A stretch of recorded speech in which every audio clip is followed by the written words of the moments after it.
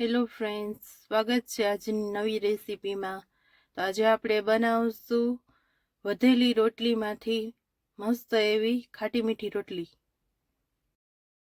બપોરની ઠંડી રોટલી લીધી છે અને કટકા કરી લીધા છે।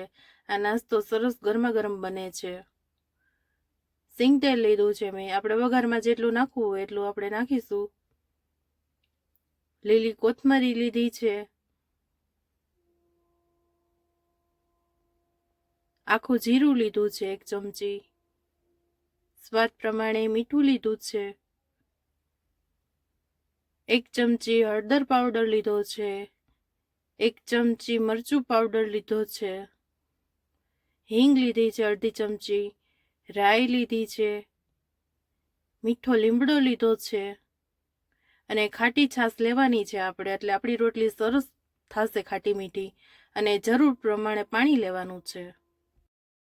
એક કડાઈ લીધી છે, એમાં 4 થી 5 ચમચી જેટલું તેલ લીધું છે અને રાઈ લીધી છે 1 ચમચી જેટલી, ઈ એડ કરીશું। આખું જીરું લીધું છે, એ આપણે એડ કરીશું અને રાઈ જીરું સરખા આપણે ફૂટવા દેવાના છે, એટલે સ્વાદમાં સરસ લાગે છે। તમે જોઈ શકો છો કે રાઈ જીરું સરસ ફૂટે છે અને હવે આપણે એમાં નાખીશું અડધી ચમચી હિંગ અને 1 ચમચી હળદર નાખીશું। મીઠા લીમડાના પાન લીધા છે, એ નાખીશું અને હવે આપણે ખાટી છાશ ઉમેરવાની છે, એ નાખીશું।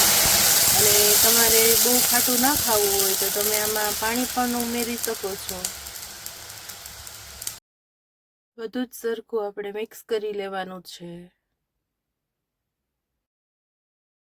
હવે આપણે લાલ મરચું પાવડર નાખીશું, તીખાશ પ્રમાણે નાખવાનો છે। અને તમને જો મારો આ વિડીયો પસંદ આવતો હોય તો લાઈક કરી દેજો। અને હવે આપણે નાખીશું સ્વાદ પ્રમાણે મીઠું।